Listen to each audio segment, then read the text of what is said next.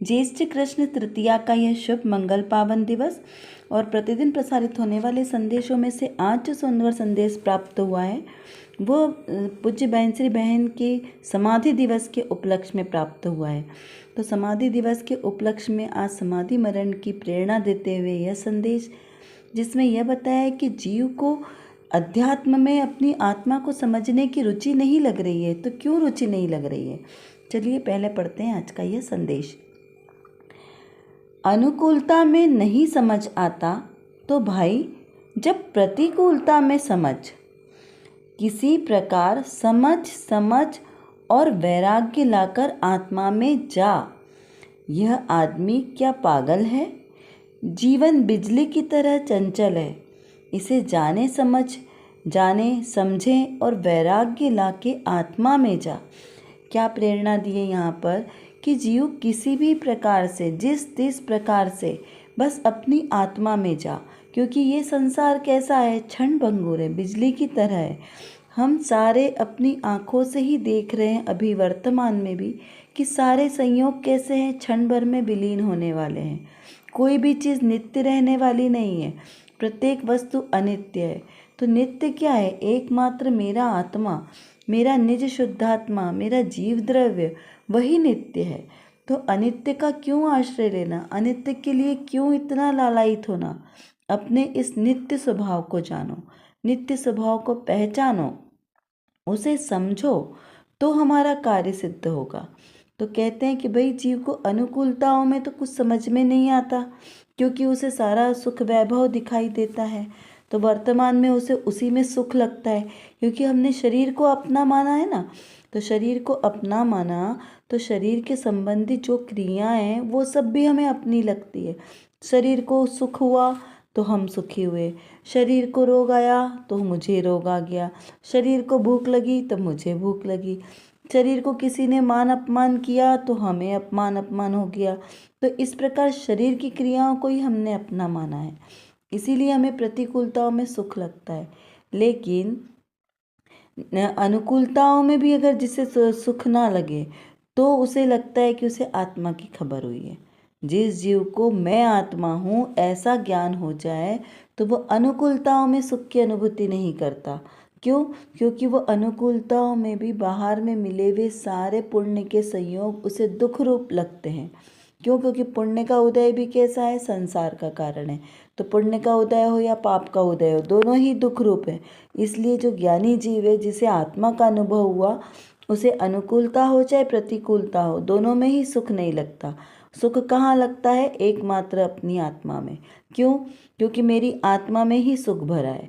सच्चा सुख तो मेरी आत्मा में है और उसी के आश्रय से ही सच्चा सुख की प्राप्ति होगी। अन्य कोई साधन नहीं है सच्चे सुख का। इसलिए यहाँ पर माता जी बड़ी करुणा करके यहाँ पर बता रहे हैं कि आप जिस प्रकार से बस समझो। अब ये 2 बार समझो क्यों लिया? समझ कि 2 में जोर पड़ता है कि समझ किसी भी प्रकार से समझ, और अंदर में वैराग्य ला। वैराग्य किससे लाना है? ये 5 इंद्रिय के विषय भोगों से। प्रतिकूल परिस्थितियों में वैराग्य नहीं लाना है, 5 इंद्रिय के विषय भोगों से, क्योंकि ये 5 इंद्रिय के विषय भोग कैसे हैं? जड़ है और किसी भी काम के नहीं है। अनादिकाल से हमने इन 5 इंद्रिय के विषयों की पोषण किया, लेकिन कुछ मिला? नहीं मिला। देखिए, जब जीव एक एक इंद्रिय के लालच में अपने प्राण गंवा देता है, तो हम पंचेंद्रिय जीव तो कैसे हैं? 5 इंद्रियों का एक साथ उपयोग करते हैं, लेकिन फिर भी हमारी तृप्ति नहीं होती। तो सोचो फिर उस कर्म के बंध का क्या परिणाम होगा। जब एक इंद्रिय के विषय भोग की पूर्ति के लिए प्राण देना पड़ता है एक भव में, तो हमें तो 5 इंद्रिय में अनंत भव कितने चले जाएंगे हमारे। तो ऐसा विचार करके अंतर में वैराग्य लाना है। और फिर ये 5 इंद्रिय के भोग क्या हमने पहली बार ग्रहण किए? नहीं, कई बार ग्रहण करके छोड़ दिए, कई बार, लेकिन फिर भी तृप्ति हुई क्या? नहीं हुई। तो जिसकी तृप्ति इतने समय में नहीं हुई तो अब क्या तृप्ति होनी है? तो उसे क्यों तृप्त करना है? इसीलिए यहाँ पर अपने समय की उपयोगिता को समझो। समय यानी जो कालवाचक है वो समय भी, और समय मतलब मेरा आत्मा शुद्धात्मा भी, और समय यानी आगम भी। तीन परिभाषाएं समय की हो सकती है।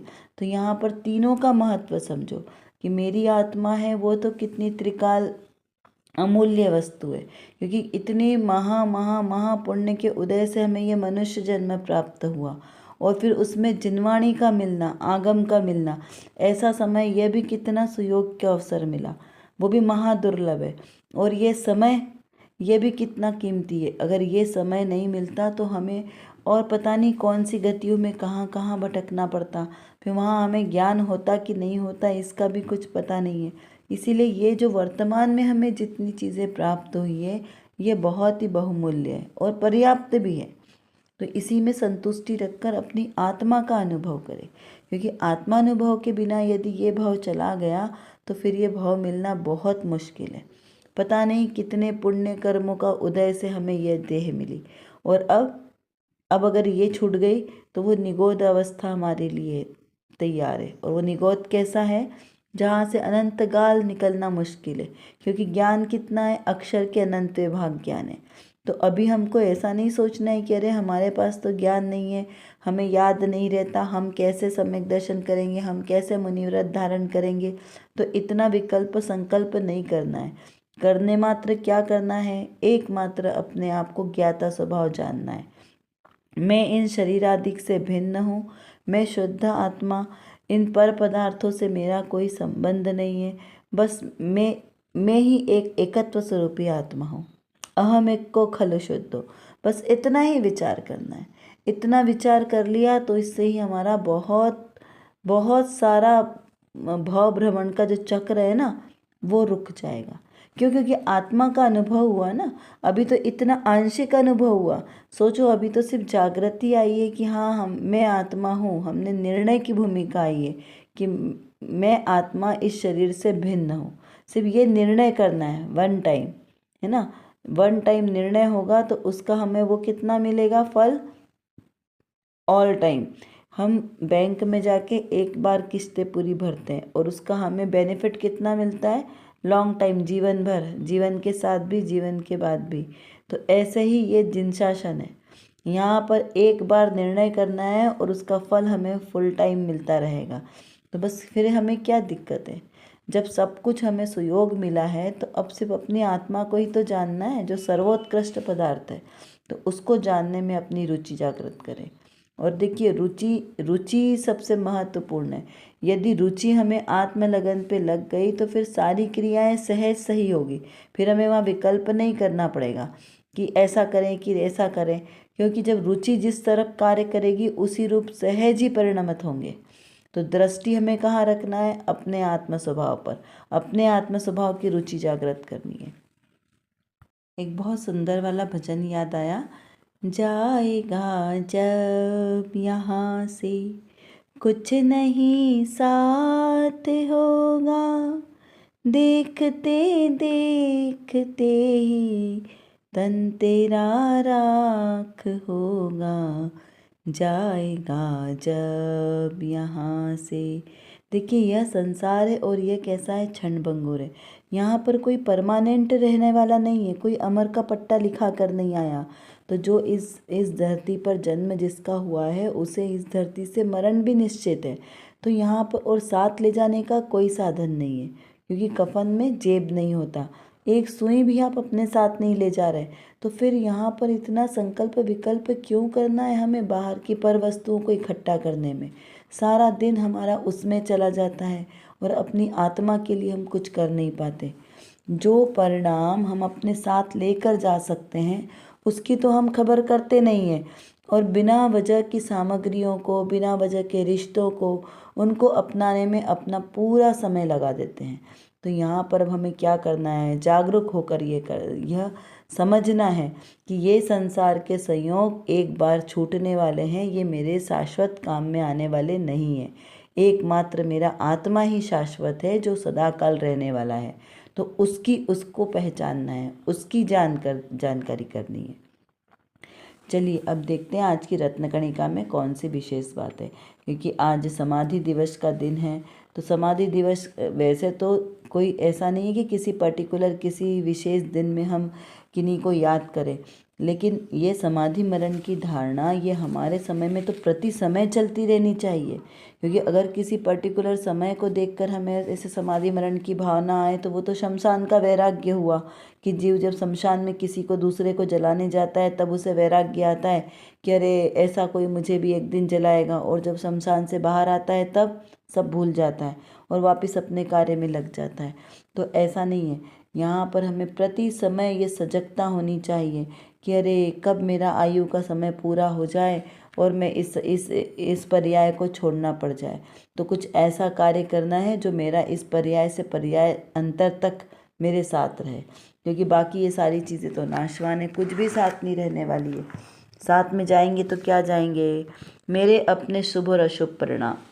तो अशुभ परिणाम हमें साथ लेकर जाना है क्या? नहीं, अशुभ परिणाम तो हमें करना ही योग्य नहीं है, तो करना तो शुभ परिणाम है, क्योंकि शुभ परिणाम करते करते भी उनका लक्ष्य नहीं रखने से हमें शुद्ध दशा की प्राप्ति होगी, है ना। तो यहाँ पर क्या कहा कि अरे जीव, यह काल झपट्टे मारता हुआ चला आ रहा है और भीतर काम बहुत से करना है, ऐसा अपने अंदर में लगनी चाहिए। देखिए जीवन भर हमें क्या ऐसा नहीं कि अरे अभी हमने इतना पैसा कमा लिया, इतना हो गया और अब बस पर्याप्त। लौकिक में हमें संतुष्टि होती है क्या? नहीं होती है। यदि हमारी एक दुकान बहुत अच्छी चल रही है तो दूसरी दुकान डालने की इच्छा हो जाती है कि अरे अब ये तो अच्छा चल रहा है, चलो एक और दुकान दूसरी जगह डाल लो, क्योंकि वहाँ पे क्या करेंगे और संभल जाएगा। तो ऐसे ही हमें धीरे धीरे क्या होता है, बिजनेस को बढ़ाने की इच्छा होती है, जबकि जितना हम कमा रहे हैं उससे हमारा घर चल सकता है, परिवार चल सकता है, लेकिन फिर भी क्या है, और इच्छाएं बढ़ती जाती हैं। घर में अगर एक सुख सुविधा की सामग्री आ गई तो उससे संतुष्टि नहीं होती, थोड़े दिन में और एक वस्तु लाना ही। इस प्रकार हर एक इच्छा हमारी नई नई उत्पन्न होती जाती है, कभी इच्छाएं शांत नहीं होती, और हम उसकी कितनी भी पूर्ति करते रहें वो कभी पूरी नहीं होने वाली, क्योंकि इच्छाओं को किसकी उपमा दी है? उस गहरे कुएं की उपमा दी है जो कभी भरता नहीं है, वो तृष्णा रूपी कुआं। योग सार जी में आता है ना, तृष्णा रूपी कुआं कभी नहीं भरता। तो यहाँ पे कहा कि ये काल झपट्टे मारे हमें मारता हुआ चला आ रहा है, क्योंकि समय किसी ने देखा है कि कब किसको क्या हो जाएगा। अभी देखिए वर्तमान में जो हमारे बॉर्डर पे स्थिति बन रही है वो कितनी भयावह है। किसी का कुछ भरोसा नहीं है कि कब किसको जीवन मिले, कब किसकी मौत आ जाए। तो हमें क्या करना है, अभी अपना कार्य सिद्ध कर लेना है, क्योंकि कार्य अधूरा रह जाएगा तो हमारा यह मनुष्य जन्म कैसा हो जाएगा, निष्फल हो जाएगा। तो हमें अपने कार्य की सिद्धि अभी से प्रारंभ करनी है। वक्त नहीं देखना है कि जब बुढ़ापा आएगा जब धर्म कर्म करेंगे, नहीं, ना तो जन्म का भरोसा है, ना युवावस्था का है और ना वृद्धावस्था का है। तो हमें तो प्रति समय सजगता से अपने कार्य करना है, क्योंकि समय कैसा है, हमारे पास कम है, समय अल्प है, बुद्धि अल्प है और काम अधिक है। पहले के वह समय में जब पंचम चतुर्थ काल था तब जीवों की आयु कितनी लंबी लंबी हुआ करती थी, एक पल्ले की हुआ करती थी। तो फिर 84 लाख वर्ष पूर्व की हुई, 50 लाख वर्ष पूर्व की, कितनी कितनी उनकी अलग अलग इतनी संख्या है कि इतने समय तक उनके पास समय है, लेकिन हमारे पास बहुत ही अल्प समय, और वो भी हमें पता नहीं। पूर्व में तो पूर्वाचार्य ऐसे हुआ करते थे कि जिनसे आप निमित्त ज्ञान से अपना भविष्य जान सकते हो, लेकिन अभी तो हमारे पास वो अवसर नहीं है। तो हमारे पास अभी तो जिनवाणी ही हमारे लिए सबसे बड़ी साथी है, जो हमें जिनवाणी माता बता रही है कि अरे जाग चेतन, तू जाग रे चेतन प्राणी, अब तुझे क्या करना है, अपने आत्मा को ध्यान देना है, क्योंकि ये जीवन कैसा है, क्षण भंगुर जीवन की कलियाँ, कल प्रातः काल खिली ना खिली, उदयाचल की मंद सुगंध, बयार चली ना चली। तो जीव अब तुझे क्या करना है, यह जीव कैसे, ये पूरा संसार क्षण भंगुर है, तो तुझे अपनी आत्मा का ख्याल करना है। अब अपनी आत्मा को जानो, पहचानो और अपनी आत्मा में ही लीन हो जाओ, तो तुम्हारा भाव सुधर जाएगा, वरना ये संसार तो ऐसा ही चला जाएगा। क्योंकि काल सिंह कैसा है, झपट्टे मार रहा है, और काल सिंह ने, वो एक 12 भावना में भी आती ना बहुत सुंदर पंक्तियाँ, काल सिंह ने मृग चेतन को घेरा भववन में, कि कालसिंह ने कैसा क्या किया है। इस मेरे आत्म रूपी चेतन को भवन में घेर लिया है। इस संसार रूपी भवन में मेरा यह आत्मा है, वह कैसा है, घिर गया है। तो अब मुझे क्या करना है, इस संसार के चंगुल से, इस संसार के फंदों से छूटना है, तभी मेरा कल्याण निश्चित है ना। वरना अगर इस संसार में फंस गए तो यहाँ पर तो मरण कुमरण होने वाला है। अगर अपने आप को बचाना है तो हमें इस संसार चक्र से पार होना है, तभी हमारा यह जीवन सुरक्षित रह सकेगा और सार्थक बन सकेगा। इसीलिए उपदेश क्या दिया है कि कैसे भी करके मर पच के, कैसे भी करके इस भाव में अपने आत्मा का अनुभव अवश्य करना। ये कार्य अधूरा नहीं रहना चाहिए। बाकी के सारे कार्य संसार के अधूरे रह जाए तो कोई चिंता नहीं है, उसके लिए और बाद में जब होना होगा हो जाएगा, लेकिन ये आत्म कल्याण का कार्य ये अधूरा नहीं जाना चाहिए। ऐसा दृढ़ निश्चय करो। तो जब दृढ़ निश्चय करेंगे कि ये कार्य हमें सिद्ध करना ही करना है, तो उस तरह का, उस साधन का पुरुषार्थ सहज ही हमें मिलेगा और उसके लिए निमित्त सहज मिलते जाएंगे। देखिए, जब रुचि सच्ची होगी ना, आस्था पक्की होगी, तो मार्ग भी सहज होंगे, निमित्त भी सहज मिल जाएंगे। ऐसे एक एक निमित्त को मिलाने से कभी कार्य सिद्ध नहीं होता। जब कार्य होना होता है तो निमित्त सहज आ जाते हैं। तो ऐसा विश्वास करें। देखो, पंडित बनारसी दास जी ने भी समयसर नाटक में बहुत ही सुंदर जो वर्णन किया है असुचि भावना के परिप्रेक्ष्य में, कि इस देह, ये देह कैसी हार्ड मांस का पिंजरा है, और ऊपर से ये जो त्वचा रूप जो लेप लगाया है ना, ये इसी पैकिंग की है, लेकिन अंदर तो माल कैसा है, दुर्गंधित भरा पड़ा है। और हम किससे प्रीति कर रहे हैं, इस दुर्गंधित मलिन शरीर, इससे हमने अपनापन किया है। और जबकि मेरा आत्मा कैसा है, एकदम शुद्ध और निर्मल। तो अपने शुद्ध निर्मल स्वभाव को छोड़कर हम इस असुचि जो जड़ है, जो किसी काम का नहीं है, मलिन पदार्थों से बना अत्यंत मलिन वस्तु है, उससे हम उससे प्रीति कर रहे हैं, और उससे प्रीति करने के लिए अपना अमूल्य जीवन वो व्यर्थ गंवा रहे हैं। जैसे कोई राग को प्राप्त करने के लिए चिंतामणि रत्न को जला दे, तो उसके जैसा कोई मूर्ख होगा। तो बस वही कार्य तो हम भी कर रहे हैं कि इस देह के कारण अपने चिंतामणि रत्न को हम दुख पहुंचा रहे हैं, उसको हम व्यर्थ में गंवा रहे हैं। और जिस देह के लिए हम पूरा दिन श्रृंगारों में लगाते हैं, सुबह से शाम, जिस देह को पुष्ट करने के लिए, जिस देह की सुविधा के लिए हम सारा दिन अपना लगा देते हैं, वो देह हमारे साथ रहने वाली है क्या? नहीं। इसका विचार करना है, हमें चिंतन करना है, बार बार चिंतन करना है, क्योंकि ये देह कैसी है, नश्वर है, नाशवान है।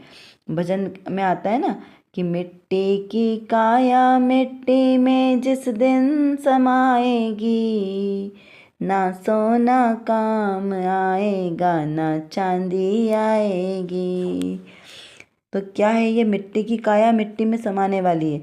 ना सोना काम आने वाला है, ना चांदी काम आने वाली है, ना परिवार काम आने वाला है, ना माता पिता स्त्री पुत्र कुटुंब घर परिवार समाज कुछ काम नहीं आने वाले हैं। काम आने वाला है तो क्या, एकमात्र मेरा निशुद्धात्मा। तो हमें सिर्फ अपने शुद्धात्मा का ख्याल रखना है कि मेरे शुद्धात्मा का उपयोग अपने आत्मा में ही स्थिर रहे। मैं आत्मा हूँ, आत्मा को ही जानूँ पहचानूँ, उसमें ही लीन रहूँ, तभी मेरा सम्यक दर्शन, सम्यक ज्ञान, सम्यक चारित्र प्रकट होगा। ऐसी हमें दृढ़ता लानी है। कहीं और से दर्शन, सम्यक ज्ञान, सम्यक चारित्र प्रकट नहीं होगा। ये मेरे आत्मा का ही विशेष गुण है और मेरी ही आत्मा से प्रकट होगा। तो करना क्या है, एकांत में बैठकर अपनी आत्मा की प्रयोगशाला में अपना आत्ममंथन करना है। स्वरूप संबोधन, अपने ही आत्मा को स्वयं का संबोधन करना है। तो यही मेरे कल्याण का कार्य है। हम सोचे किसी और के समझाने से हमें समझ में आता है, तो ये तो व्यवहार कथन है कि गुरु के उपदेश से हमें जिनवाणी समझ में आई, किसी ने जिनवाणी का आश्रय लिया तो हमें ज्ञान हुआ, अनंत देव की दिव्य देशना से हमें समझ में आया। ये सब व्यवहार उपदेश है कि बाहर में पंच परमेष्ठी जो है, 5 परमेष्ठी, अनंत सिद्धाचार्य उपाध्याय और सर्व साधु जी, ये 5 परमेष्ठी तो मेरे लिए उपचार से शरणभूत है, यानी व्यवहार से कहने में आता है। कार्य तो मुझे स्वयं को करना है, क्योंकि वो तो सिर्फ मुझे समझा सकते हैं, लेकिन समझ तो मेरे ज्ञान से ही होगा। अगर आत्मा में ज्ञान नहीं होगा तो समझ कोई कितना भी समझाए तो कैसे समझ में आएगा। तो मुझे क्या करना है, अपने ज्ञान स्वभाव को जागृत करना है कि मैं ज्ञानवान और मैं अपने ज्ञान से ही समझ सकता हूँ, ऐसा मैं स्वयं ही प्रभुतावान हूँ। ऐसी अंदर में प्रभुता लाएंगे तो बाहर में प्रभुता प्रकट होगी। चलिए अब कुछ शब्दों के, कुछ प्रश्नों के साथ हम चिंतन करते हैं। काल की काली घटा प्रत्येक क्षण मंडरा रही, अंजलि समजवानी क्षण पल पल क्षीण होती जा रही। ये क्या है, 12 भावनाओं की अनित्य भावना की पंक्तियाँ हैं, 12 भावना की जो मेन पंक्तियाँ। तो इस पर विचार करो कि देखो ये 2 लाइन की पंक्तियों में कितना सार भरा है। क्योंकि विचार कहते हैं ना, कर विचार तो पाम। यदि आपने विचार किया तो सिर्फ एक समय आपको जागृत होना है और बस सारा प्रकाश आपका आत्म प्रकाश खिल जाएगा। तो हमें विचार करना है कि कैसे ये पल पल पल पल हमारे हाथ से ये जीवन निकला जा रहा है, अंजुलि में जल के समान, हाथ में रेत के समान निकल रहा है, मेरी मनुष्य पर्याय जा रही है। तो क्या करना है, इस मनुष्य पर्याय के जाने से पहले अपना कार्य सिद्ध करना है। चली जाएगी उसके बाद क्या करेंगे, तब पछताए होए क्या, जब चिड़िया चुग गई खेत। फिर काल सिंह ने मृग चेतन को घेरा भवन में, नहीं बचावन कोई जब अग्नि लगी तन में। महावीर पांडव पुत्र जब जिन दीक्षा लेकर आत्म साधना में रत हुए और बैरी ने आके लोहे के कंगन पहना दिए, तब कोई बचाने वाला आया। इतने शूरवीर जिसने सब कुछ जीता लेकिन स्वयं को नहीं जीत पाए। ऐसा ही समाधि मरण होना वही ज्ञानी की रीत है। इसलिए अपने परिणामों को संभालें, प्रत्येक समय सजगता पूर्वक आत्म कल्याण की भावना रखें, समाधि मरण पूर्वक मरण के भाव रखें। क्योंकि देखो घर में मरना तो कलंक है, लेकिन समाधि मरण पूर्वक मरण करना यही सर्वश्रेष्ठ कार्य है। इसीलिए सजगता अवश्य रखें। कर विचार तो पाम, हम जितना विचार करेंगे उतना ही हमारा विषय क्लियर होगा। क्योंकि हमारे पास समय की कमी है और जानना बहुत ज़्यादा है। और किसको जानना है, अपने ही ज्ञायक स्वभाव को जानना है। तो जब तक हम अपने इस ज्ञायक स्वभाव को नहीं जानेंगे तब तक हमारा कोई भी कार्य सिद्ध नहीं हो सकता। तो एकमात्र जो मेरे अंदर मतलब मेरे आत्म स्वभाव में जो ज्ञान नाम का विशेष गुण है, इस गुण को एकमात्र अपने ज्ञायक स्वभाव को जानने में लगाएं तो निर्विकल्प दशा की प्राप्ति होगी। और इस निर्विकल्प दशा के ही आश्रय से हमें शाश्वत सुख की प्राप्ति होगी। तो वो शाश्वत सुख हमें प्राप्त हो, इसीलिए पुरुषार्थ करना आवश्यक है। उसके लिए व्यवहार से तो सच्चे वीतरागी देवशास्त्र गुरु का आश्रय लेना योग्य है, और निश्चय नय से मेरी निज शुद्धात्मा का आश्रय लेना ही सर्वश्रेष्ठ उपाय है। अभी के लिए बस इतना ही। विशेष चर्चा हम आगे की कक्षाओं में करेंगे। तब तक हम अपने आत्मस्वरूप को जानें, पहचानें और उसी में लीन रहें। इसी विशेष मंगल भावना के साथ आप सभी को सादर जय जिनेंद्र।